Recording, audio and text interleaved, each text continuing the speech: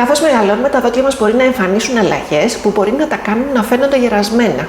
Επίσης, κάποιες συνήθειες που μπορεί να έχουμε μπορεί να οδηγούν στην πρόωρη φθορά των δοντιών και τα δόντια να φαίνονται πιο γερασμένα από την πραγματική μας ηλικία. Τέλος, υπάρχουν και κάποιες παρεμβάσεις οι οποίες γίνονται στα πλαίσια της αισθητικής του προσώπου, οι οποίες μπορεί να αλλοιώσουν την εικόνα του χαμόγελου και την εμφάνιση των δοντιών, και ενώ ο σκοπός είναι να κάνουμε το πρόσωπο πιο νέο, στην ουσία το αποτέλεσμα είναι να φαίνεται το χαμόγελό μας πιο γυρασμένο. Για όλα αυτά θα σας μιλήσω σε αυτό το βίντεο. Σας καλωσορίζω στο κανάλι. Είμαι η Δόμνα Ευαγγελίδου, είμαι προστατολόγος οδοντίατρος και εργάζομαι στο Ιατρείο Προσθετικής, Αισθητικής Οδοντιατρικής και Οδοντικών Εμφυτευμάτων Dentistry.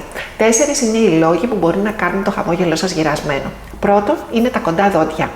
Τα κοντά δόντια συναντώνται σε μεγαλύτερη σε ηλικία ανθρώπους, διότι τα δόντια φθύρονται και μικραίνουν σε μέγεθος. Αν όμως τρίβετε τα δόντια σας κατά τη διάρκεια του ύπνου, τα σφίγγετε κατά τη διάρκεια της μέρας, τότε οι μεγάλες δυνάμεις που ασκείτε πάνω σε αυτά μπορεί να οδηγήσουν στην πρόωρη φθορά των δοντιών σας. Επίσης, αν στο στόμα σας υπάρχει διάβρωση, έχετε δηλαδή οξέα από το στομάχι, κάνετε μετούς ή έχετε γαστροεσοφαγική παλινδρόμηση, ή αν χρησιμοποιείτε ανθρακούχα και όξινα ποτά πολύ, τα δόντια σας μπορεί να έχουν υποστεί διάβρωση, να έχουν χάσει δηλαδή μέρος της αδαμαντίνης τους και να αλλάζουν σχήμα, να γίνονται και αυτά κοντά. Ο δεύτερος σημαντικός λόγος για να φαίνεται το χαμόγελό σας γερασμένο είναι το χρώμα των δοντιών σας. Τα δόντια σας με το πέρασμα του χρόνου χάνουν την αδαμαντίνη τους, λεπταίνουν, και αυτό επιτρέπει στην οδοντίνη, το κατώτερο στρώμα του δοντιού, να φαίνεται περισσότερο. Η οδοντίνη είναι πιο σκούρα σε χρώμα και έτσι τα δόντια σκουραίνουν. Αν παράλληλα τρίβετε τα δόντια σας με μία οδοντόβουρτσα σκληρή ή χρησιμοποιείτε μία οδοντόκρεμα η οποία περιέχει για παράδειγμα άνθρακα, προσπαθώντας να τα κάνετε πιο λευκά, φθύρετε την αδαμαντίνη και δίνετε τη δυνατότητα στην οδοντίνη που βρίσκεται από κάτω να φαίνεται περισσότερο, και έτσι τα δόντια σας σκουραίνουν. Αλλαγές στο χρώμα των δοντιών μπορεί να οφείλονται στο ότι έχετε τεριδόνα, χαλασμένα δόντια δηλαδή. Μπορεί να έχετε παλιά σφραγίσματα τα οποία έχουν αποκτήσει χρώμα με το πέρασμα του χρόνου. Η αλλαγή λοιπόν στο χρώμα των δοντιών είναι μια σημαντική αιτία για να φαίνεται το χαμόγελο σας γυρασμένο, ακόμα και αν είστε νέοι άνθρωποι. Τρίτος σημαντικός λόγος είναι τα προβλήματα των ούλων. Ακόμα και μια απλή ουλίτιδα, η οποία δημιουργεί διογκωμένα ούλα τα οποία είναι μελανά σε χρώμα, επηρεάζει πάρα πολύ την εμφάνιση των δοντιών.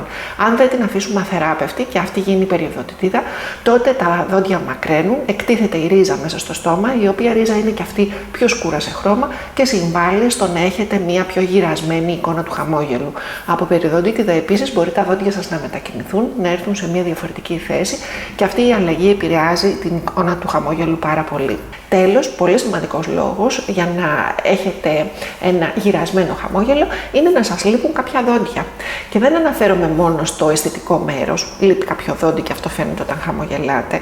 Αναφέρομαι και στο λειτουργικό μέρος που είναι πολύ πιο σημαντικό.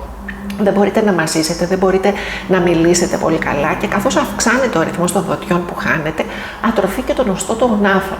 Παράλληλα, το κάτω μέρος του προσώπου μπορεί να μην στηρίζεται σωστά, να βουλιάζει προς τα πάνω, και αυτό οδηγεί να εμφανίζονται πιο έντονες οι ρητίδες γύρω από το στόμα.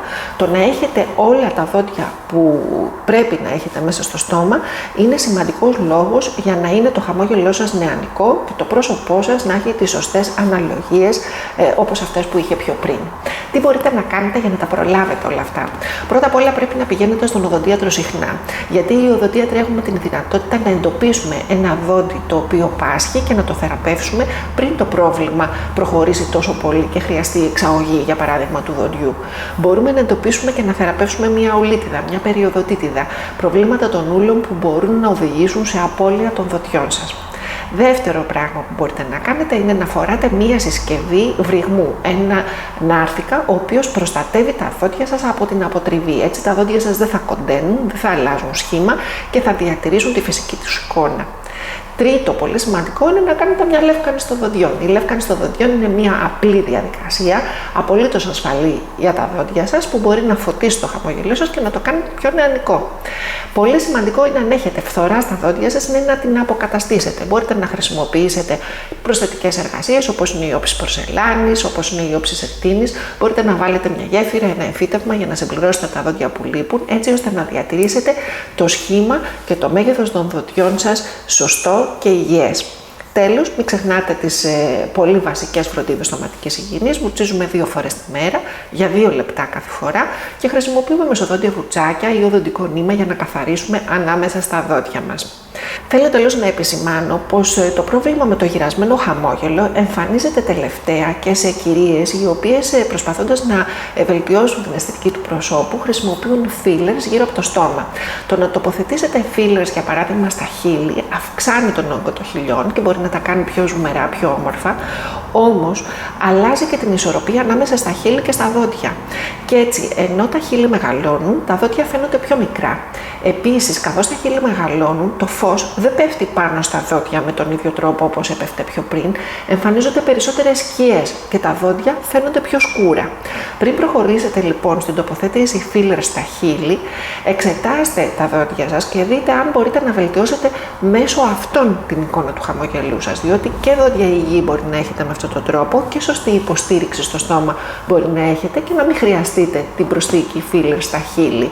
Αν θέλετε να βελτιώσετε τα φθαρμένα σας δόντια, να αναδείξετε τα φυσικά τους χαρακτηριστικά, δείτε και το βίντεο που σας αφήνω στην κάρτα γιατί θα σας βοηθήσει πολύ. Ευχαριστώ που παρακολουθήσατε το βίντεο. Μέχρι την επόμενη φορά που θα τα πούμε ξανά, εύχομαι να είστε καλά και να χαμογελάτε.